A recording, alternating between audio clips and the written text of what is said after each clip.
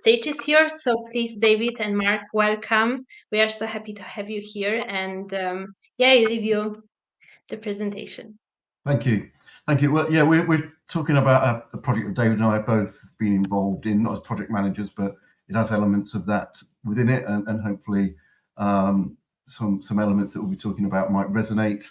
So we're talking about the small changes that make huge differences. The reason for this rather bizarre looking cartoon will become apparent as we go through the presentation.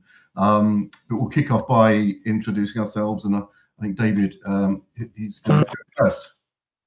Yeah, so my name's David Haze.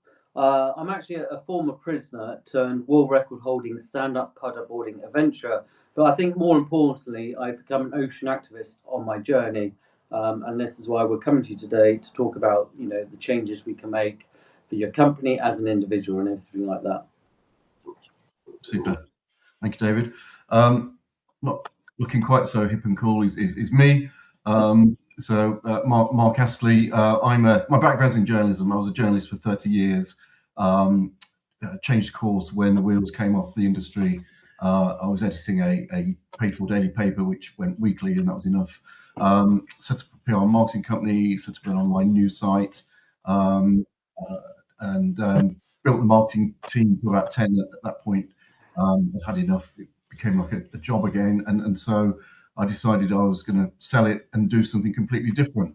Wasn't quite sure what, but we'll come on to that a little bit later on, so I'll just leave you on that cliffhanger.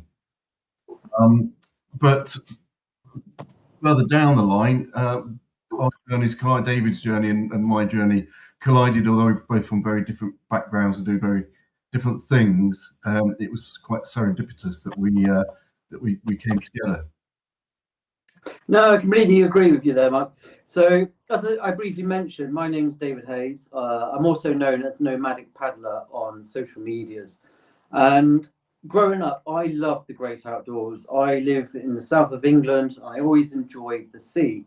I eventually moved to London. I became a Forex trader, a city trader in London. And I sort of lost that connection with the ocean. And I found the ocean for me was something that made me feel alive. Unfortunately, I got in some trouble and ended up serving 2 prison sentences. But it wasn't until the second prison sentence that I realised what was missing from my life. And that was adventure, it was the great outdoors, but most importantly, it was being on the water. So I managed to find myself again through prison. My mum would send me paddleboarding magazines, stand-up paddleboarding magazines, and I would see these great things that people were doing. And I remember saying to myself, when I come out, I want to then paddleboard the 4 longest lakes in the UK in 4 days and attempt 4 world records. And the idea of getting back out in that water, it gave me hope, it gave me purpose, and it gave me drive. And I remember talking to the people around me, and they would always say, no, stop daydreaming, you'll be a prison number, and you'll always be a prison number. And in that moment, I thought, you know what? My past, my mistakes, they don't define who I am. So after I came out of prison, I then decided to take on a little adventure. And if you can look at the picture right here that I've got. So I came out in lockdown, April 2020. And unfortunately, I couldn't do the 4 lakes. But coming out in lockdown was a great opportunity for me. It gave me the chance to think about my past, the journey I was going, and just to reconnect with my family. But because I couldn't do the 4 lakes, I decided that I'm going to work with a local tree company, tree charity, and the Princess Trust. And I took this oak tree and I paddled 70 kilometers from where I live in Poole all the way to Isle of Wight. And if you look at this next slide I've got here, you can see that I made the journey and I made a protection around the oak tree to protect it from all the local wildlife and the deer. And I think I did this about 5 years ago now. I'm not sure if the tree is going, but I imagine it's a full flourishing oak tree and it looks magnificent. Eventually lockdown finished and eventually I managed to do my 4 lakes. So this next picture I've got here, so this is on Loch Orr. So when I did the 4 lakes in 4 days to attempt 4 world records, the thing that gave me hope when I was in prison, so that was Loch Orr in Scotland. I then went to Lake Windermere in England. I then went to Loch Ness in Northern Ireland, and I finished in Ballalake in North Wales. But one thing I noticed when I was doing Loch Orr, where this photo is from, I remember paddling in this tranquil location, like beautiful forests next to me. I had these mountains in the distance, the water was just completely empty. And I remember looking to the side, and it was a very thick forest. And I was thinking to myself, I bet nobody in human history has ever stepped foot in this place. And in the moment I said that, I remember seeing a bottle, an empty Coke bottle, and I was like, how? How is it possible for this Coke bottle to be sitting here when nobody's probably been there? So I started doing this adventure, and I was thinking I want to do more to make people aware about the environment, about our oceans.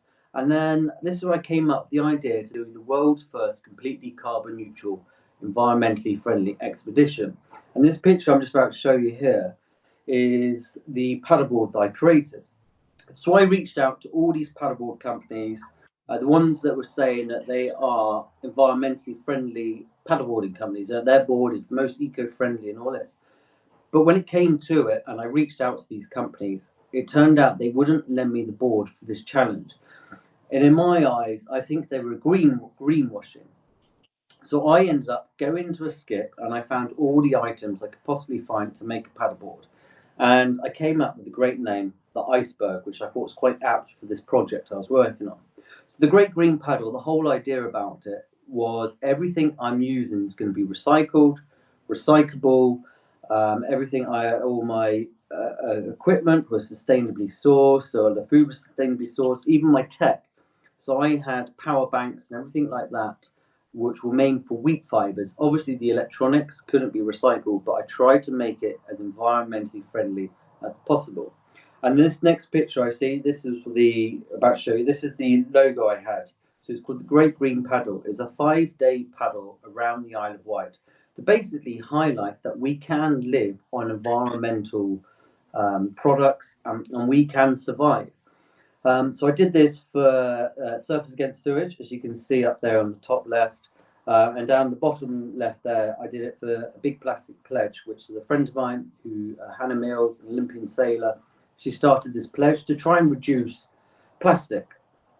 And then if you look at the next day, as I said, next slide, as you say, here is the board. So this is kit mode I've got right here. So everything you can see, those bags that I've got in the front and the back, they are from recycled plastics. The ties are all recycled. Literally everything was going to landfill, and I managed to turn it around into this awesome project, really. However, because it's such a big board, if you look at the next slide I've got here, you can see this is like, so I don't know if you know the Isle of Wight. This is the last sort of 5K to Cowes on the north of the island. So as I was going around the back of the island, a wave took me out, it snapped, and I had to drag it. Luckily, I reached out to a local company on the Isle of Wight, and they had a leash that was going to waste, and they gave it to me. However, so the next slide I've got here, sorry.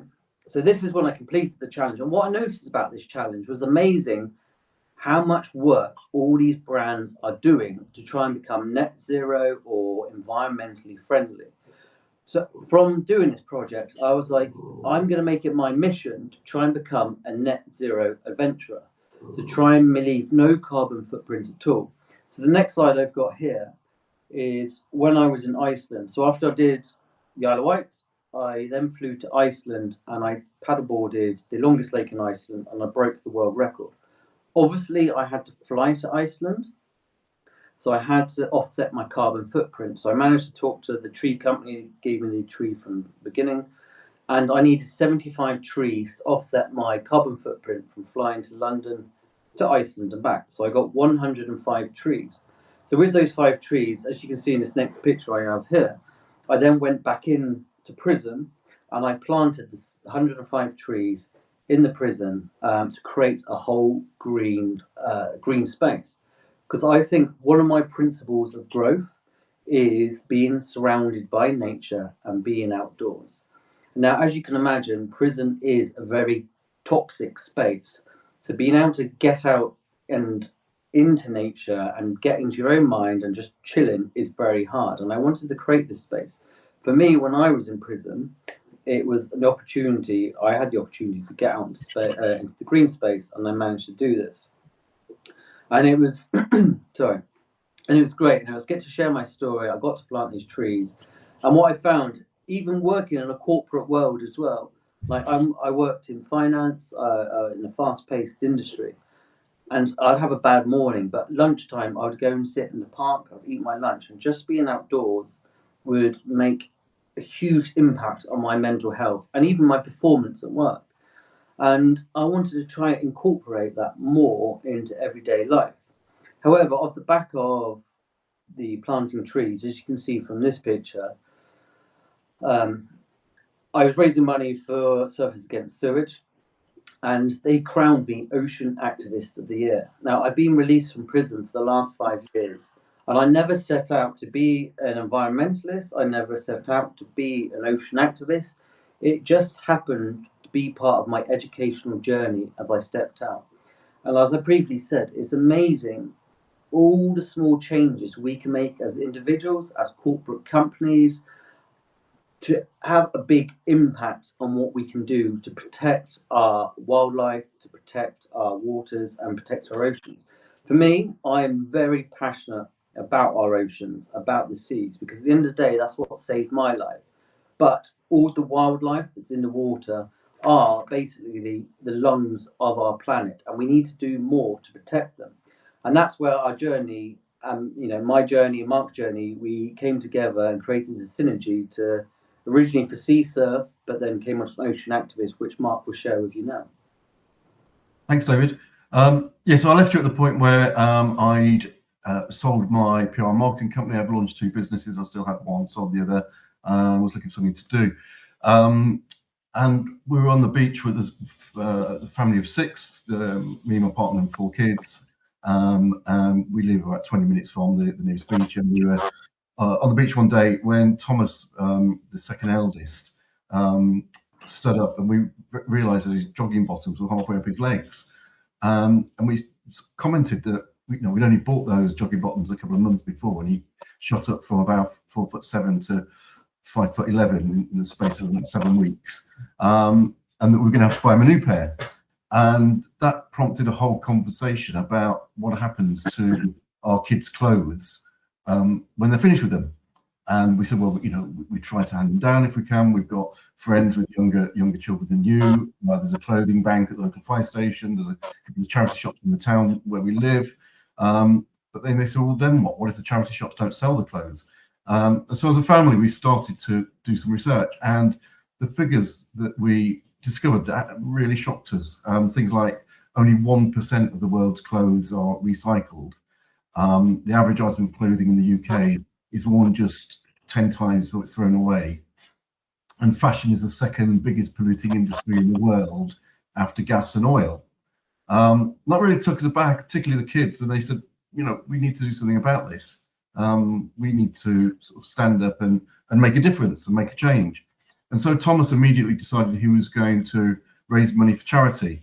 And so he, within a week, pledged that he was going to swim in the sea every month for a year in fancy dress, no wetsuit.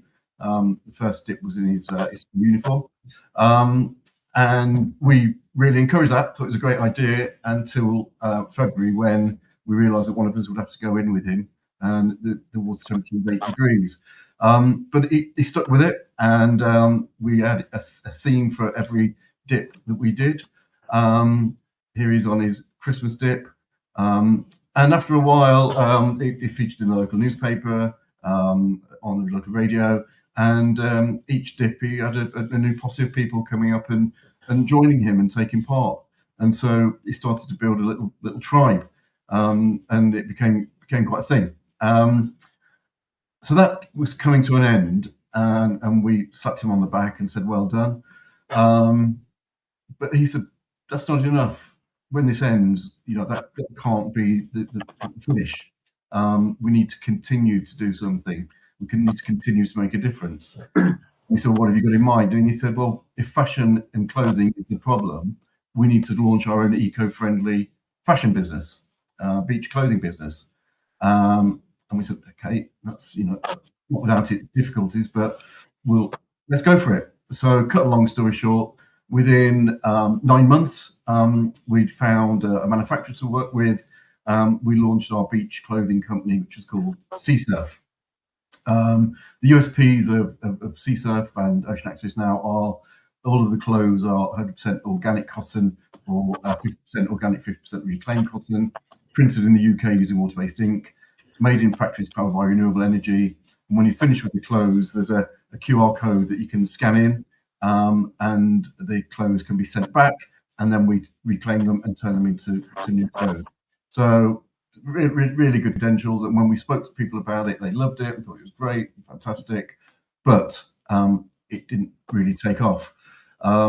We discovered David at this point towards the end of this process, and felt it was a great fit, because in the same way that we were recycling clothes, David had recycled his life and was recycling other people's lives.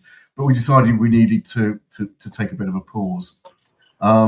We even tried a pop-up shop in the town where we live, but again, you know, it didn't really achieve what we expected it to. And so with all projects, you'll all be aware that there's no point hammering a square peg into a round hole. I've discovered that during my newspaper days when we're launching new products or you know, making changes. So sometimes you just have to stop and rethink, and sometimes you have to reach out to other people. And I've got good contacts at the University of Exeter, near where I live, and they've got this team called the Green Consultants, who are a bunch of eco-academics. Exeter has some of the best environmental academics in the world, and they formed an organisation that reaches out and helps businesses with their sort of eco journey and their eco credentials. And so I had several meetings with them. They gave me an intern who spent a couple of months working on focus groups and doing competitor analysis. And he came back to me and presented to me and said, "Why did you launch SuSu in the first place?" And I said, "Well, because we wanted to make a difference and we care about the oceans and the planet, and the kids want a better future." And he said, "Well, okay, why are you selling clothes then? Why are you just selling clothes?" I said, "What do you mean?" He said, "Well, everything you do is about e-commerce, but everything that drove this is about passion and commitment and about mission. And that just doesn't come through in the brand." And he said, "And actually, who created the brand?" And I said, "Well, I did, because I was trying to save money." He said, "Well, some of the feedback is that it looks like SpongeBob SquarePants." He said, which is, you know, I don't think is a compliment. And so I suddenly, the light bulb came on, and I realized that what we've been doing is putting the cart before the horse. And what we needed to sell and promote and push was the mission and our passion, and what we cared about, not necessarily the clothing that would follow naturally. And so we launched Ocean Activist, and you know, to make me feel even more stupid, we launched Ocean Activist knowing that David was already the Surfers Against Sewage Ocean Activist of the Year. So our ambassador, the person we brought on board to help us, was already an ocean activist, but we just hadn't made that connection. It took somebody else to look from the outside in and say, you're doing this wrong. We launched Ocean Activist, which SuSu is still going, and we've rebranded that and got rid of the SpongeBob SquarePants. But Ocean Activist is the noisy, more boisterous, more rebellious, more disruptive sort of brother or sister brand of SuSu. And the difference is phenomenal in terms of what we've achieved. So 18 months with SuSu, it sort of bumbled along. Already with Ocean Activist, and this is the website, it's nice and clean, and it's about turning the tide on fashion waste. We've already got two celebrity ambassadors on board. Lucy Alexander, who's from A Place in the Sun and Homes on the Hammer as well, and Zoe Lyons, who's a comedian who you may have seen TV and Channel 4. They've both signed up, no payment, no money exchanged hands. They just wanted to be part of what we were doing after we reached out to them and talked to them about it. We're blogging every week, calling to account, calling out polluters, challenging status quo. So this is our latest blog, which is we're taking on the government, who we discovered are selling a Christmas jumper, which is made from 100% acrylic, which is the worst material on the planet. When you wash it, it releases 5 times more microfibers than polyester. Not only that, when they first listed it on their website, they didn't say what it was made from, which is against the law. So we called that out, and we got that changed within 2 hours. Sadly, they're still selling the jumper, but we're going to be campaigning next year to encourage them to stop doing that. So every week we're calling a water company into account, or a polluter, or somebody who's making a difference, not in a particularly good way. We've also formed our team of superheroes, our kelp crusaders, not caped crusaders, our kelp crusaders. And these are a bunch of people who have pledged to spread the word about Ocean Activist, to help us whenever we need them, to do their own campaigning and feed that back into our platform, and to encourage other people to come on board as well. And so the whole thing has become a movement. It was there anyway, it was sitting in the background. What we were doing with SuSu was 90% e-commerce and 10% campaigning, 10% mission. But now it's 10% e-commerce, 90% campaigning and mission. And that slight switch, that slight shift, that little change has made a huge difference to us.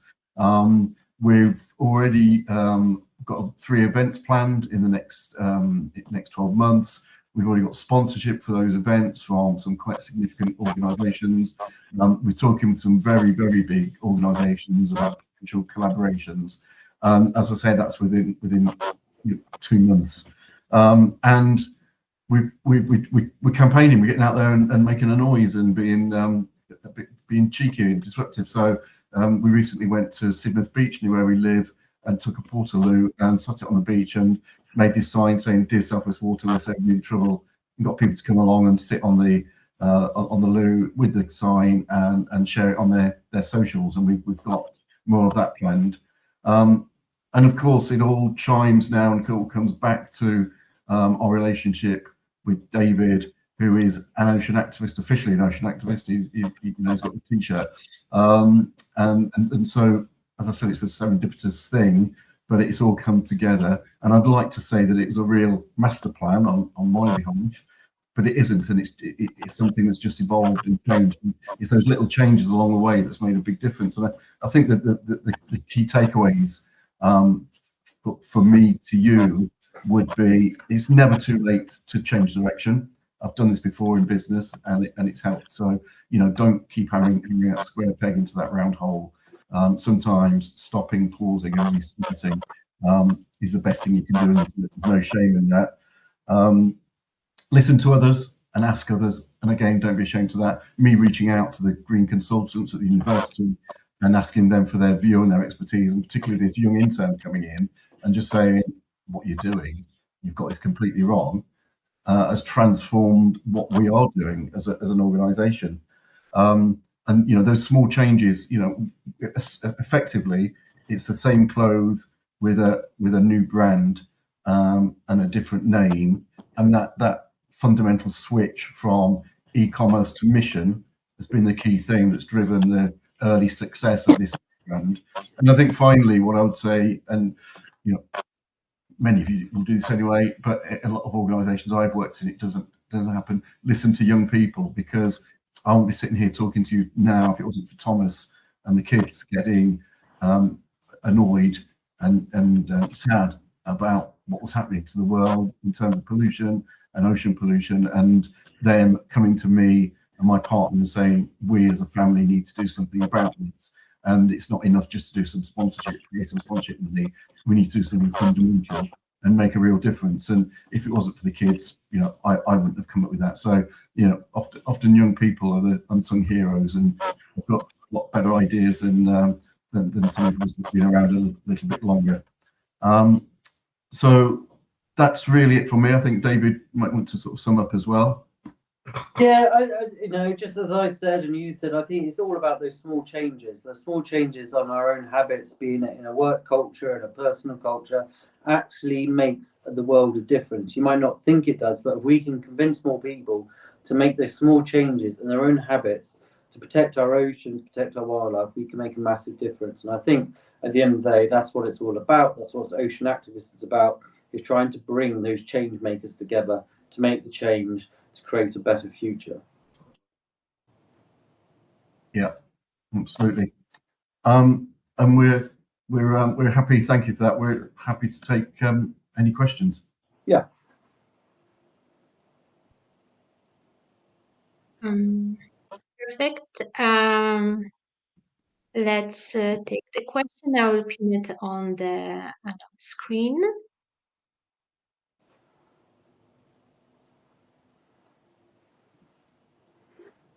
I think that'd be for you, Mark.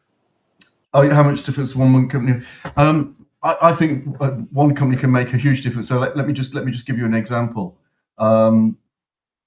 So we launched Ocean Activist 5 weeks ago.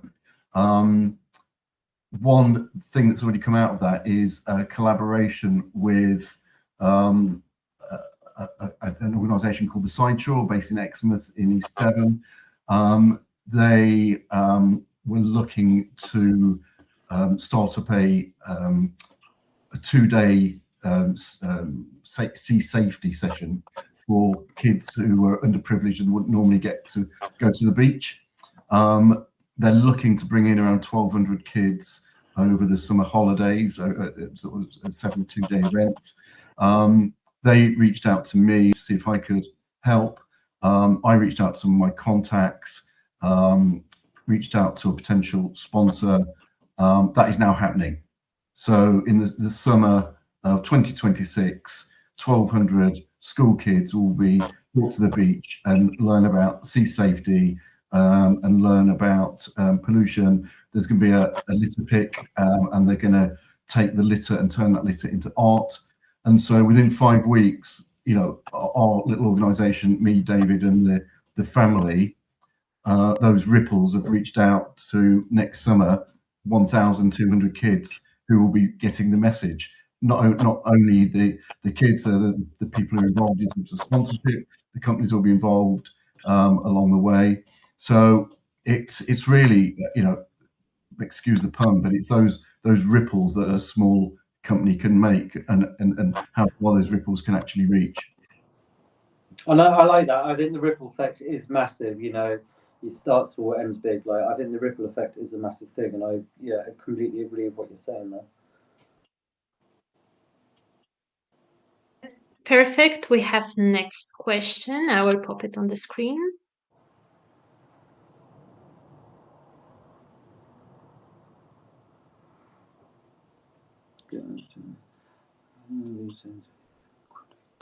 I could jump in on that one as well at first. So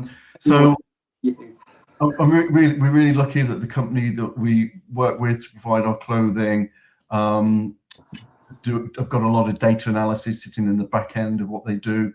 So I can actually each month look at how much plastic we've effectively saved by people buying our clothes, rather than clothes that can contain sort of polyesters and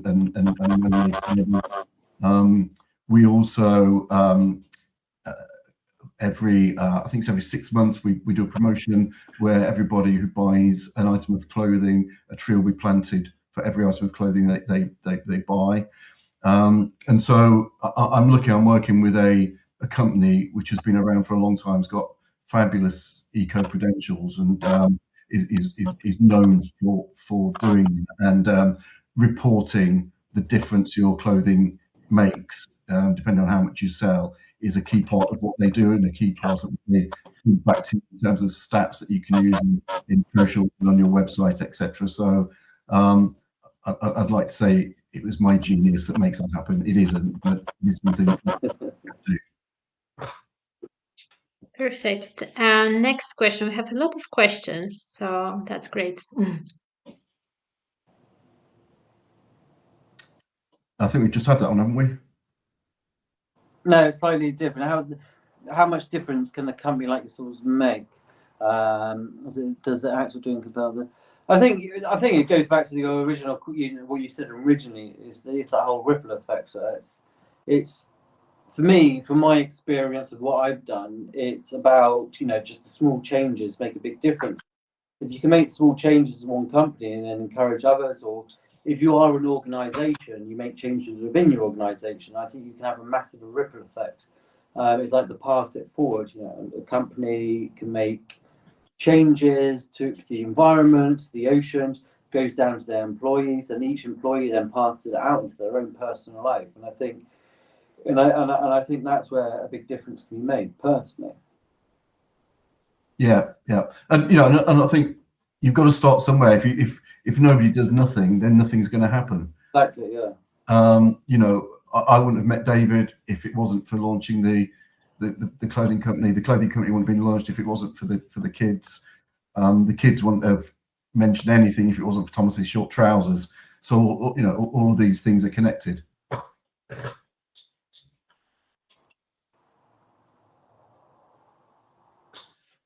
Next question here.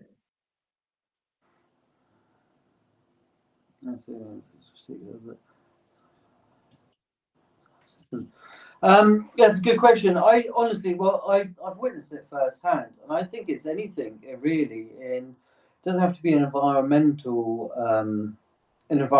change. I just think small changes create a bigger output, and I think in everyday life, it makes a huge difference. So you know, when you're trying to change something in life, you don't go straight in for the end goal. You start at the bottom of the mountain. You make those small changes, and you move up. And over time, you will see a greater result. And I think it's just the patience and the determination to make a difference, but you have to start small. And I think for me in my life, like even to become a professional adventurer, you know, I knew I wasn't going to step out and just become an adventurer or an environmentalist. It's all those small changes, that groundwork, the hard work. And I think to get a lasting result, it's going to be hard work. You know, I'm not going to lie. And like, it's the determination, the passion to keep going, keep doing small things, and those small things will get greater, and end up with a better result. Yeah, and I think certainly, you know, when it comes to big organisations, big companies, there's a lot of evidence now that you know, particularly the Gen Z generation, when they choose an employer, and quite often it is that way around these days, they are looking for more than somebody who'll just give them a salary, and the environment comes quite high up in terms of their priorities. So they are choosing organisations that care about the planet, because that's the future they're going to inherit. So you know, they will force that agenda to a certain extent. If change is not being made from the top, change will come from the bottom, because you know, increasingly this is what young people want out of society, out of their employers, and out of the world. No, I completely agree. Yeah. Okay, the last question which we have here. Let me just go.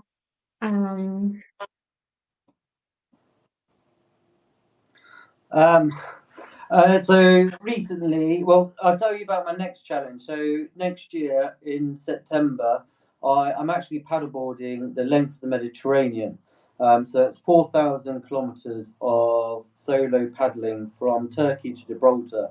I was meant to do it in September this year, but my girlfriend and I, we just bought a house, and she would literally murder me if I disappeared. But the last challenges I've done, so I do a lot of high altitude paddling of lakes. So I've done the highest lake in Europe, in the Pyrenees Mountains in North Africa.